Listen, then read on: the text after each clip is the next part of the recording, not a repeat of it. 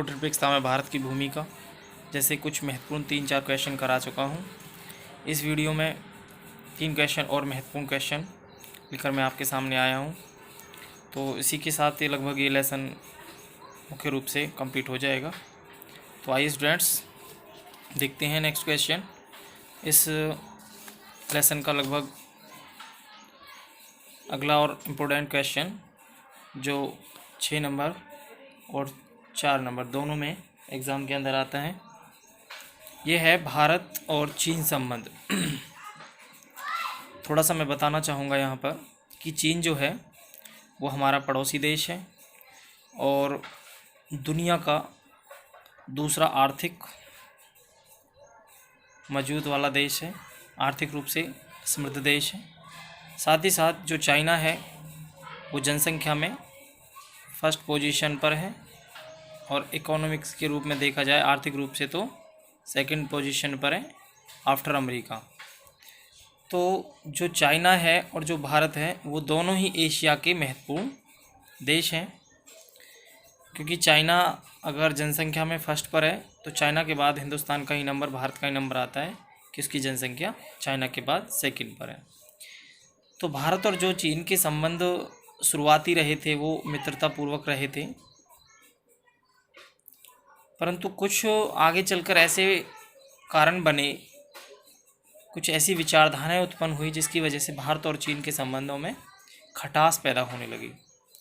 और अगर वर्तमान समय की बात करें तो भारत और चीन के संबंध ना तो बहुत ज़्यादा ही सौहार्दपूर्ण मधुर हैं और ना ही बहुत ज़्यादा खटासपूर्ण है।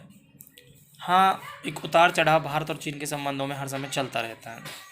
तो कुछ पॉइंटों के माध्यम से मैं समझाना चाहूँगा, तो आपको पॉइंट्स क्लियर करना है और अगर पॉइंट्स क्लियर है तो आप उसमें लिख सकते हो। जैसे कि मैं आपको बता दूं कि जो चाइना है, चाइना में 1949 में क्रांति हुई थी, साम्यवादी क्रांति।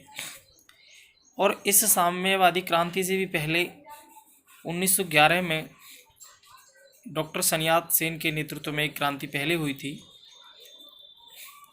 उसके बाद माओ तसे तुंग के नेतृत्व में साम्यवाद क्रांति हुई चीन के अंदर और वह क्रांति सफल हुई।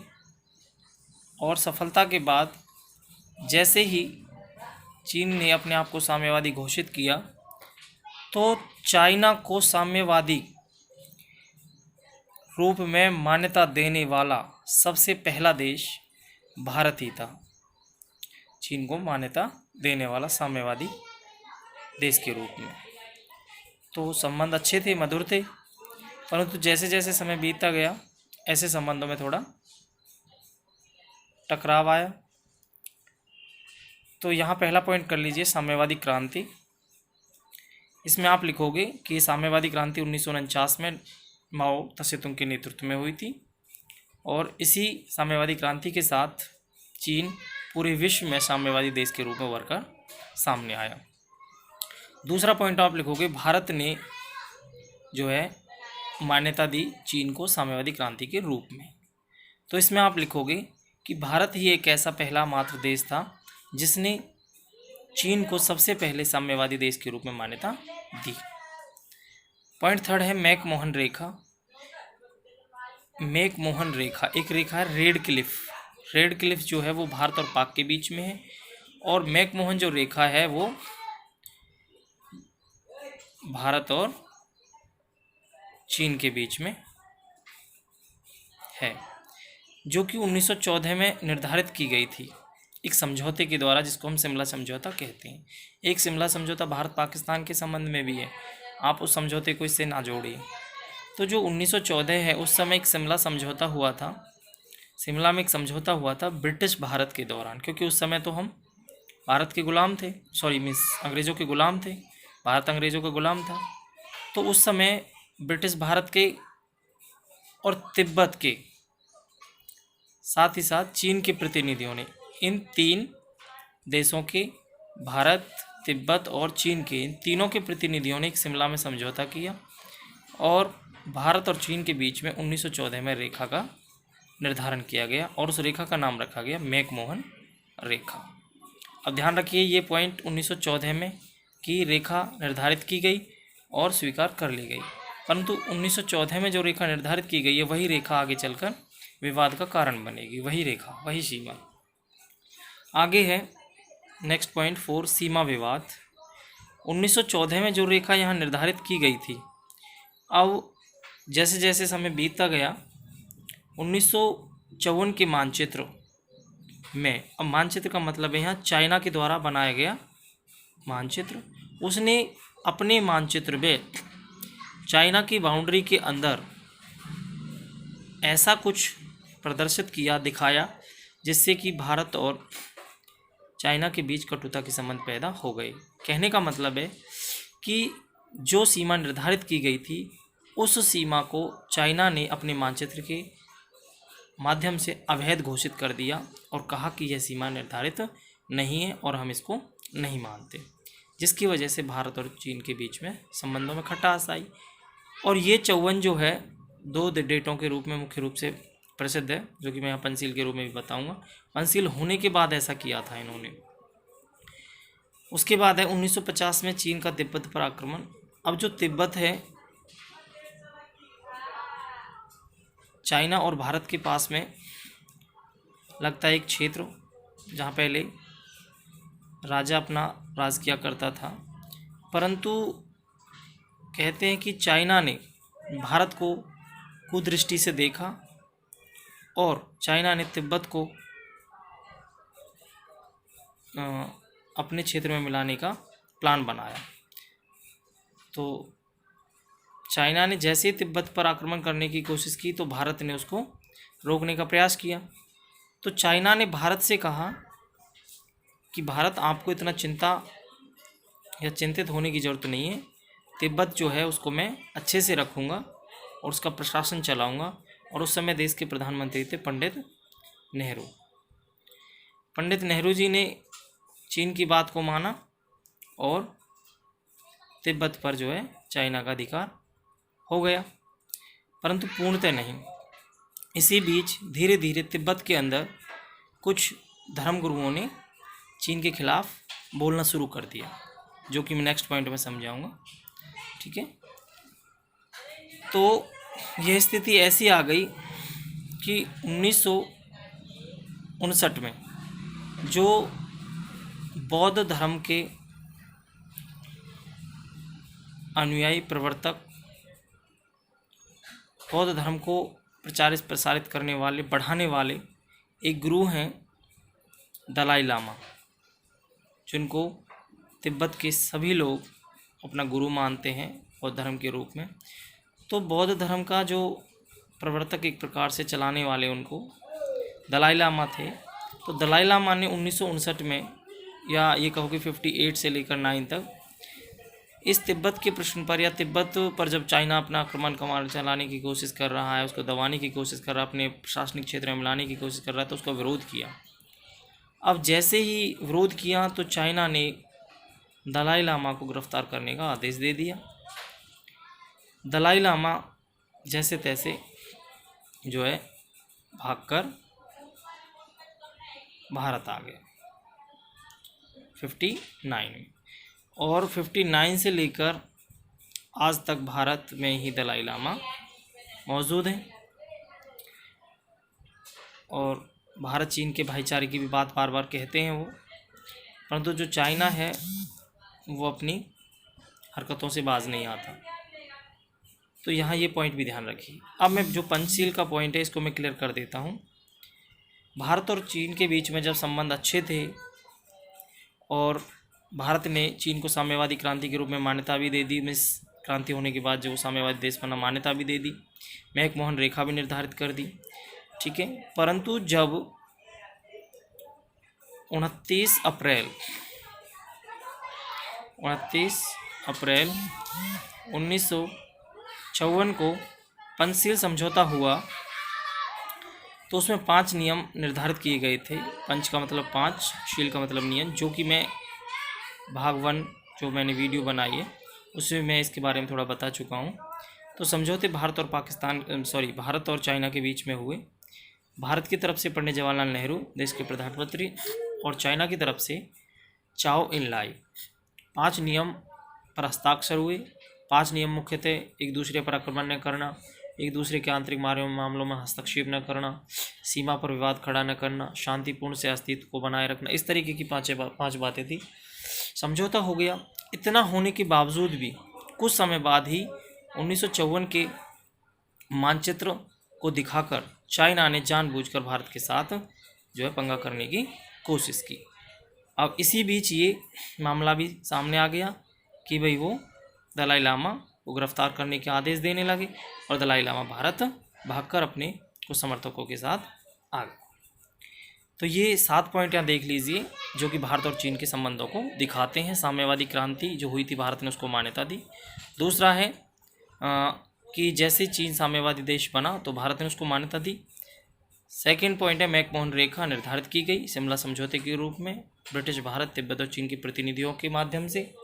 और उसके बाद सीमा विवाद जो बना 1954 में मानचित्र जब चाइना ने अपना दिखाया। उसके बाद 5वां पॉइंट है कि 1950 में चीन ने तिब्बत पर आक्रमण करने की पूरी कोशिश की, तो तिब्बत के कुछ लोगों ने और धर्मगुरु दलाई लामा ने उसका ऑब्जेक्शन उठाया। इससे पहले मैं आपको बता दूं कि पंचशील 1954 में जो 29 अप्रैल 1954 को हुआ, उसकी अवहेलना करते हुए पाकिस्तान ने 1962 में आक्रमण भी किया था, जो कि मैं आगे यहाँ पर बताऊँगा। अब एक और देखिए कि भारत और चीन के बीच में क्यों कटुता के संबंध पैदा हुए कि चीन ने 1956 और 57 में एक सड़क का निर्माण किया अक्साई चीन में। और जो अक्साई चीन है, ठीक है, वो ये क्षेत्र है जिस पर विवाद चला हुआ है। और ऐसे विवादित क्षेत्र पर अगर कोई एक देश सड़क का निर्माण कर ले तो सामने वाला देश जिससे विवाद चल रहा है निश्चित ही जो है ऑब्जेक्शन उठाएगा, विरोध करेगा। तो जानबूझकर चाइना ने ऐसा किया जो कि भारत और चाइना के विवादों में जो है खटास पैदा और ज़्यादा बढ़ाता है, मीन्स संबंधों को कटुता वाले बनाता है।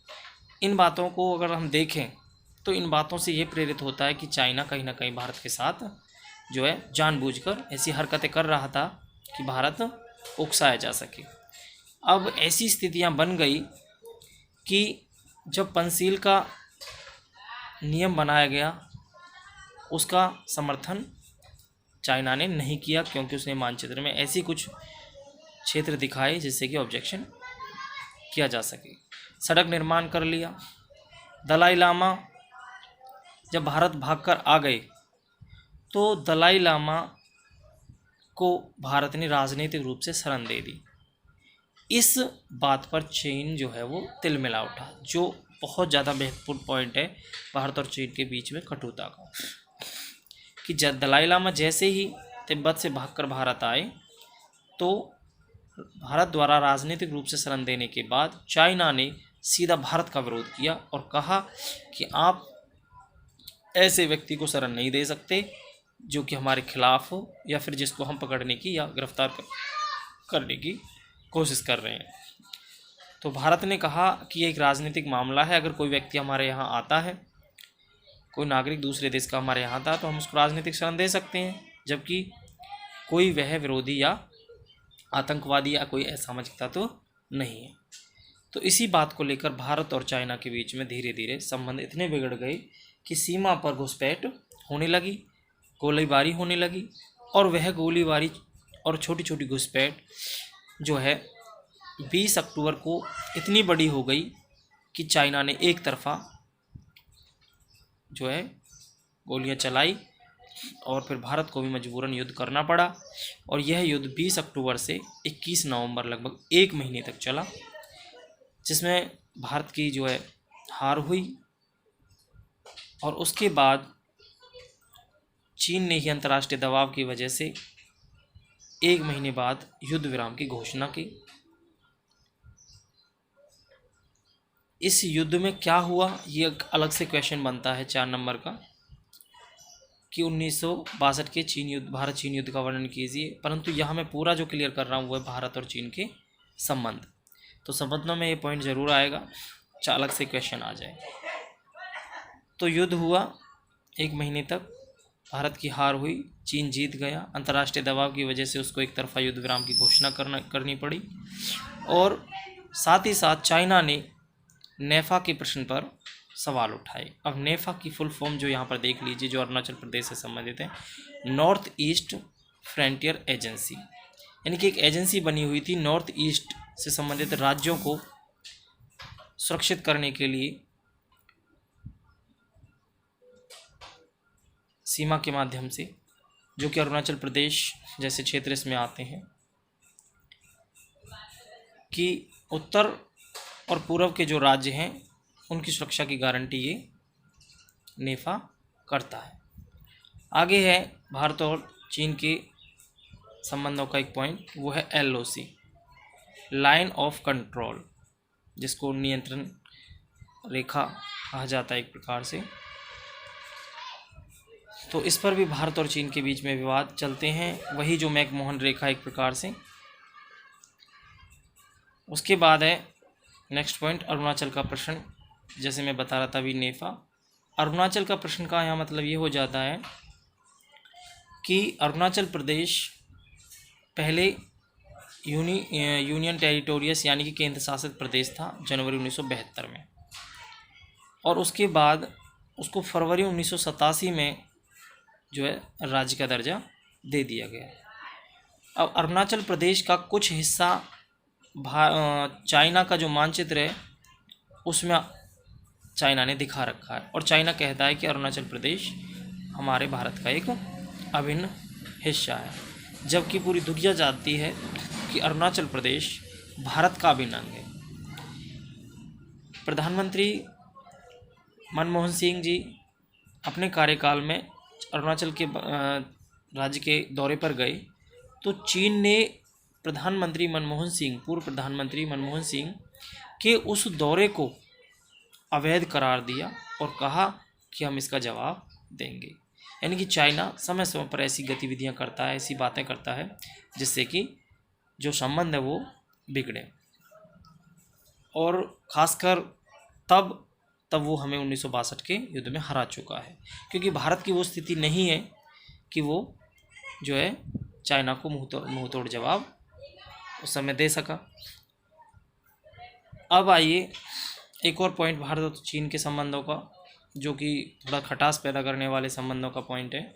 1965 में और 71 में जब भारत और पाक का युद्ध हुआ है, दो युद्ध जो हुए हैं, तो उस समय चीन ने जो है पाकिस्तान का साथ दिया एक तरफा,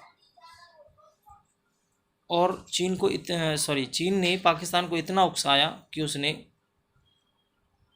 भारत से पाकिस्तान के दो युद्ध करा दिए, 65 और 71। आगे चलकर 99 का भी होगा, मैं बताऊंगा भारत पाकिस्तान संबंध में। तो ये चीन का जो है दोगला चेहरा, जो कि एक भारत चीन के संबंधों में आता है। उसके बाद है नेपाल को भारत के खिलाफ भड़काना। जैसे अभी तत्काल की बात है, तो वैसे तो कोविड-19 का असर पूरी दुनिया में बना हुआ है, परंतु नेपाल की गतिविधियां इस समय इतनी भयानक हो रही हैं कि वो भारत के खिलाफ बोल रहा है, जबकि भारत उसको एक तरफा मदद देता है। अभी 3000 PPE किट भारत ने बिना किसी संकोच के नेपाल को दी है, परंतु फिर भी जो नेपाल वो चाइना के गुणगान गा रहा है। तो इस तरीके की गतिविधियां चीन समय समय पर बढ़ावा देता है ऐसी गतिविधियों को। और साथ ही साथ जो श्रीलंका है, जो हमारे दक्षिण में पड़ता है, और जो हमारा हिंद महासागर है, उस हिंद महासागर में भी चाइना हस्तक्षेप करता है श्रीलंका के माध्यम से।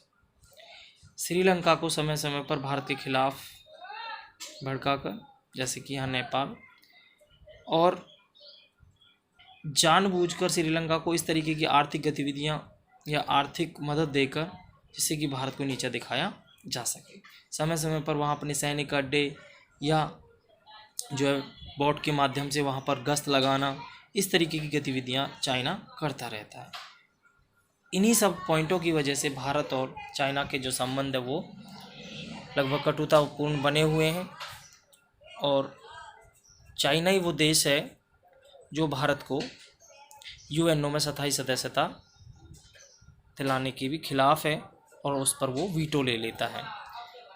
तो वीटो का मीनिंग जो होता है वो होता है निषेध अधिकार, अर्थात UNO में यूएनओ की सुरक्षा परिषद जो उसका दूसरा भाग है, उसमें 5 जो स्थायी सदस्य देश हैं उनके पास वीटो का अधिकार है, निषेध अधिकार, किसी भी प्रश्न पर रोक का अधिकार। अगर 5 में से कोई भी एक देश वीटो का इस्तेमाल करता है तो वो जो विषय है, जो प्रश्न है, वो वहीं के वहीं ख़त्म हो जाता है और उसका महत्व ख़त्म होकर उस पर फिर विचार नहीं होता। तो चाइना के जो साथ हमारे जो संबंध है वो बड़े ही अच्छे नहीं हैं। तो इस वीडियो के माध्यम से मैंने आपको भारत और चीन के बीच में संबंध समझाने की कोशिश